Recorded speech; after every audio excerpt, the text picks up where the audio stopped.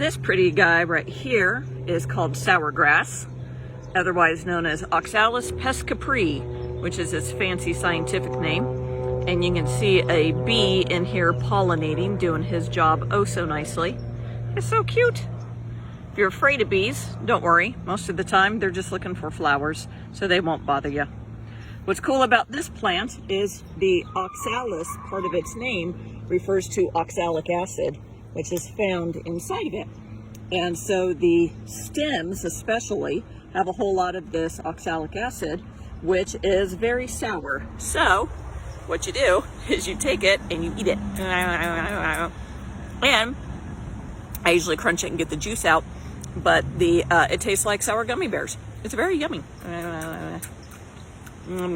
So sourgrass has that name for a particular reason. And it's pretty.